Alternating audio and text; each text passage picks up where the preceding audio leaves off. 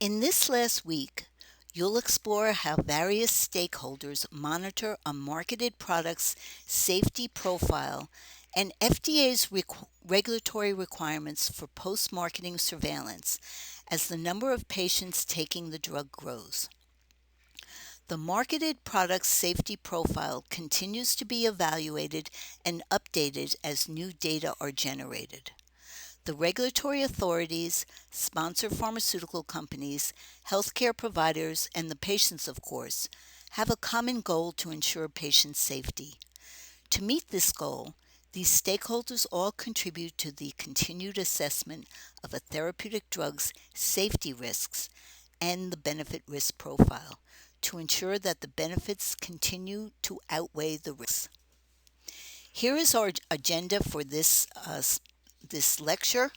We'll go over definitions and scope, product life cycle for safety monitoring, kind of refresh what we've gone through in week 5, 6, and now 7, the U.S. post-marketing surveillance requirements, U.S. spontaneous and voluntary reporting of adverse drug experiences, which is one of the U.S. post-marketing surveillance requirements. Another can be REMS, and the third are active surveillance activities, and then what you'll get out of this week and things to think about this week.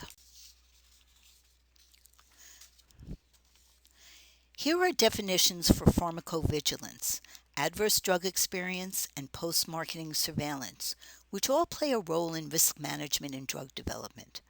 Pharmacovigilance is the term used for risk management activities throughout a product's life cycle.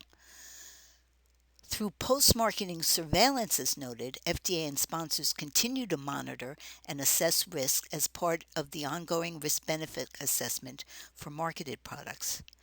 As stated on this slide, post-marketing surveillance is the identification and collection of safety information on marketed products, and this is our focus for the week. This graphic displays the drug development process, so we're going to review risk management in this context. So during drug development, there is an evaluation of the investigational drug's safety and effectiveness, specifically in the context of risk-benefit analysis. IND drug and investigational drug are used interchangeably. Once a drug is selected for development, the pharmaceutical company initiates preclinical studies to elucidate the biological activity, potential mechanism of action, and evaluate the initial efficacy and safety of this investigational product through the conduct of in vitro studies and in vivo animal studies. FDA requires the sponsor to submit an IND, which includes the preclinical information, the clinical information, and also the clinical supplies information under the section termed Chemistry, Manufacturing, and Controls to support the initiation of the first clinical trial. The IND contains results from the completed preclinical studies. Phase 1 studies are conducted to evaluate the safety of the IND product, as well as generate data to better identify the optimal dose range. During Phase 2, safety and efficacy data are generated in the patient population under study, usually in small placebo-controlled trials with patients numbering about 100 to 200. In Phase 3, the sponsor conducts larger-scale trials to evaluate safety and efficacy and build a good-sized database, which also includes long-term data from ongoing open-label trials. Once the drug is approved and launched into the marketplace, the sponsor and FDA begin their post-marketing safety surveillance activities, as depicted in the highlighted green box. And this is where FDA and other stakeholders identify any safety signals, report adverse drug experiences, and continue to ensure that the benefits outweigh the risks for all marketed products, because now many more people are taking the drug. In the US, FDA has three regulatory approaches to ensure risk management continues through post marketing surveillance. These are spontaneous and voluntary reporting of adverse drug experiences to FDA through MedWatch, risk evaluation and mitigation strategy plans, also termed REMS, which is another mechanism, and lastly, there is active surveillance, which allows FDA to also actively evaluate alternative sources of safety information beyond adverse drug experience reporting.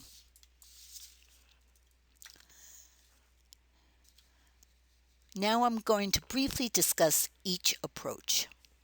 First, U.S. spontaneous and voluntary reporting of adverse drug experiences.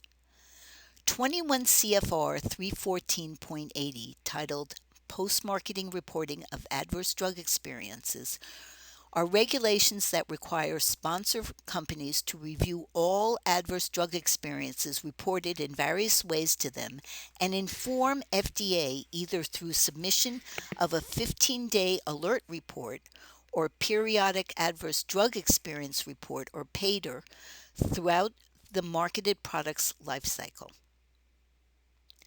MedWatch is FDA's electronic web-based safety information and adverse event reporting system. MedWatch is the system where healthcare providers and consumers, which are also patients, voluntarily report all types of adverse reactions, such as suspected adverse reactions and serious adverse reactions, also product quality issues, which include therapeutic inequivalence issues with generics, and product errors associated with any FDA regulated approved therapeutic. MedWatch supports all drugs, biologics, medical devices, dietary supplements, and cosmetics marketed in the U.S. But this is just a reminder our scope for this course is on drugs and biologics approved as therapeutics. FDA also requires sponsors to keep abreast of what new safety aspects or unfavorable benefit risk elements are reported.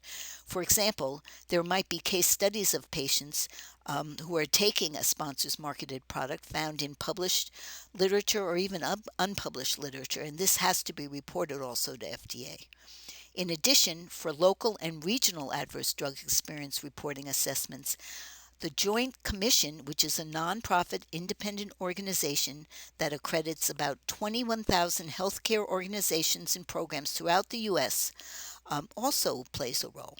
One of their accreditation standards is to ensure post market reporting of adverse drug experiences is performed on an ongoing basis and is regulatory compliant.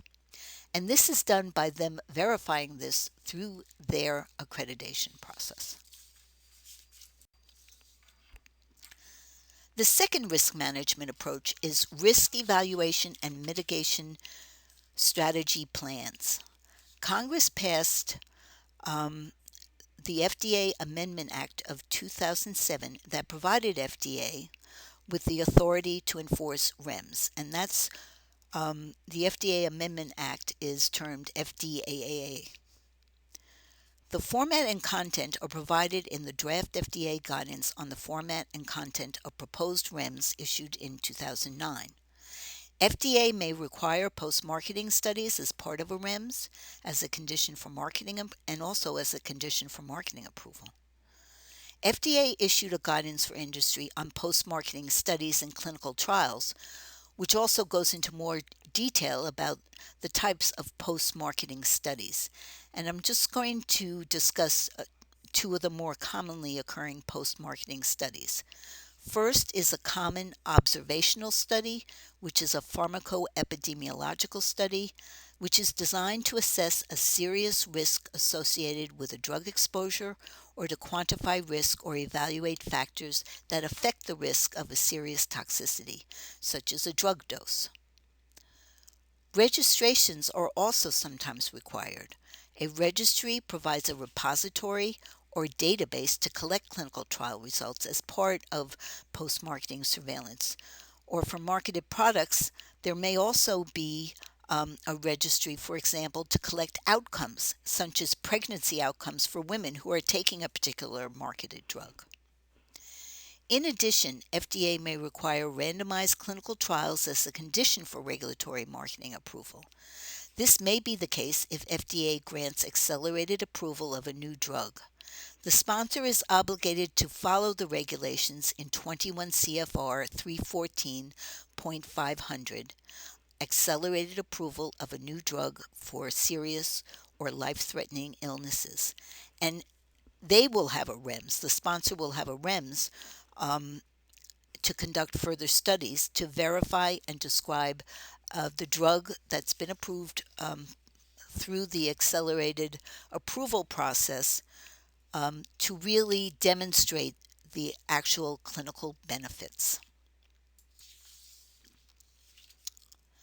The last approach is active surveillance, which is defined by an FDAer who presented at DIA as this.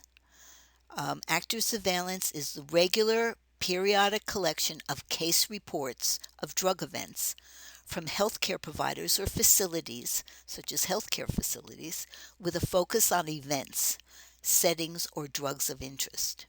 The main purpose for this type of surveillance is to identify a drug safety signal and validate the identified safety signal through adverse event reporting systems. Active surveillance is also done by other organizations such as major healthcare systems like Kaiser.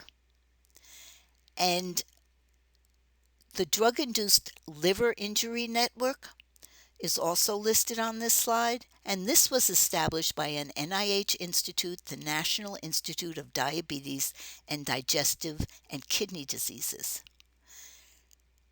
Now, this DILIN collects and analyzes cases of severe liver injury caused by prescription drugs, over-the-counter drugs, and alternative medicines or complementary medicines. The other example listed on this slide is Sentinel, which is FDA's electronic system for monitoring the safety of FDA-approved drugs and other medical products. Some other examples of big data databases also include claims databases from healthcare insurance companies, electronic medical records, and registries from other large healthcare organizations. So what should you get out of this week? What is post-marketing surveillance? How does FDA perform their risk management responsibilities for marketed products? How does the sponsor pharmaceutical company conduct their risk management responsibilities for their marketed products? What are the expanded enforcement activities under REMS programs since FDAAA was enacted? And here are some things to think about as you go through the readings and interact with your fellow students on the discussion board. How is safety data collected throughout a product's life cycle? What approaches does FDA use to perform risk management for marketed products? How are REMS utilized by FDA and sponsor pharmaceutical companies? Thank you very